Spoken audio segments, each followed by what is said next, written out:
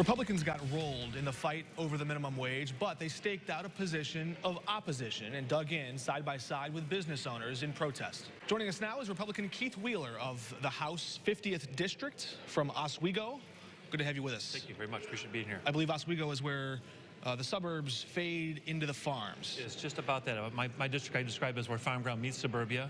On the west side, I have farms and rural areas, and right into mainstream suburbia right after that. So what have you heard from farmers or from people on the outer edges, the outskirts of your district, about how this is going to impact them? That might be something that would resonate with people in our audience in Central Illinois. We've had contact from everybody. The smallest businesses up through our school districts and our social service providers have all said we have real concerns about how this is going to impact our future going forward, how we make our budgets work. To what? Can you elaborate on that impact? What does that look like? For instance, the biggest social service provider for development disabled people in my district would see a $1.4 million hit by year 5 of this plan. They already aren't provided with enough reimbursement from the state of Illinois to provide services right now, so they're already fundraising millions of dollars. This just adds on top of it, makes it even more difficult. Your colleague Grant Worley, representative from Naperville, said this was on the super duper fast track, and he sort of inferred that everybody knows why. Fill in the gap. What is the answer? Why is this moving so quickly? Well, let me back up for a second. I was appointed by Leader Durkin to be our point person on minimum wage. So if there was going to be negotiations, discussions, I would be our main contact for that. I reached out to Representative Gazzardi, who's the bill sponsor, and asked, Will, so when can we sit down and talk about this?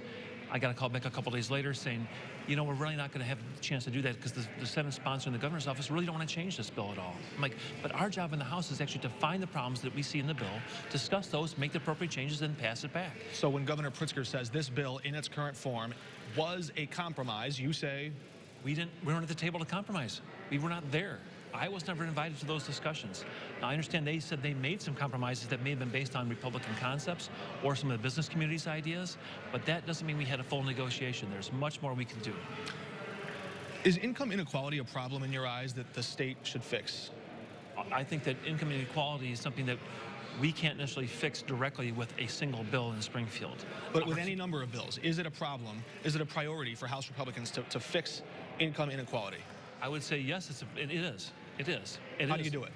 We do it by growing opportunities in the state of Illinois. We have shoved businesses and other opportunities for people to begin at the bottom of the ladder and climb up by making things so expensive and so difficult to be in business here. I talk to business owners regularly who have said, we are leaving Illinois at the first chance we get if you guys keep raising the cost of doing business here. But this is also a national issue. In 1965, the American CEO made 24 times what their average employee earned. In 2009, that number was 185 times more than what their average employee earned. The top 10% of households in 1983 controlled just about 68% of all wealth. In 2007, that number was 73.1. Today, it's even larger. The rich are getting richer as the poor are staying where they're at. Why is this a bad move if it puts a little bit more money in the pockets of people who have stagnated at that low wage for decades? If we could solve that problem with minimum wage legislation alone, it would be obviously easy. We'd already have done it. If you could just say we're going to raise minimum wage by X amount of dollars and we'll have more jobs and more opportunities and more money in everybody's pockets, we would have done that. But the problem is that also there's an inverse to that. More people will be left out at the early level, so we're going to have continuing disparities by not creating opportunities for people who need to get in the beginning, who have nothing to begin with now and want to start and raise up. We have multiple stories about people who have come in at the earliest or the lowest level of employment at a company and become their CEO. So give me some meat, give me some solution, some idea to fix this problem. You've acknowledged it's a problem, income inequality. How do you fix it? If this isn't the whole answer, even if it's just part of the answer, the minimum wage increase, what is another answer? Are Republicans bringing anything to the table to fix income inequality? Well, in this situation, what I would have liked to have discussed, at least with some kind of offset, if we're going to raise wages, it is a state mandate. We should provide some kind of relief so that businesses aren't going to feel the full impact by themselves. And there are things we've talked about in the past in my short tenure here in Springfield. Well, there is a tax credit that helps them. There's a tax credit, but that tax credit has A, issues with this language, and B, phases out very quickly. So the long-term effect is there's not much of an effect. It's better than nothing, but it's not what it could have been. You could have added workers' compensation reform. You could have added things like some kind of a property tax relief system. But with respect, these are things that people in the middle to upper class that are the business owners are asking for.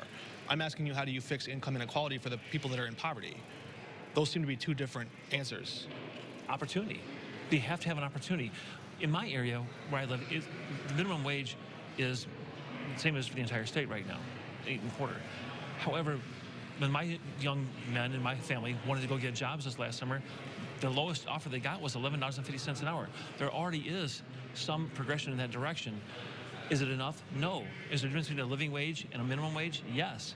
There are things you could do. Senator Oberweis had presented an idea about a different minimum wage if you're over 26 years old and working full-time. Sure. That's a different approach than what we're talking about right now. Those are solutions that don't necessarily leave people out of the workplace that need to be in the These workplace. are ideas that might have been introduced if this bill took a little bit longer to get passed. That didn't happen. But to the broader issue, maybe this is a federal question, but just to get your sense on this, what's your position on stock buybacks, corporations who buy back their own stock to invest in themselves? This is something that people have pointed to sometimes and say this accelerates income inequality. Should this be allowed to happen, stock buybacks? It's something I have not studied enough to really have a clear answer on. I mean, as a business owner, I think you gotta have some flexibility in how you actually manage your own capital, but at the same time, if it's just for the purposes of inflating something so there may be an option or an exercise that happens because it'll benefit the CEO, I can understand the problems with that. All right, Representative Keith Wheeler from Oswego, thank you so much for joining us. We're back in just a moment.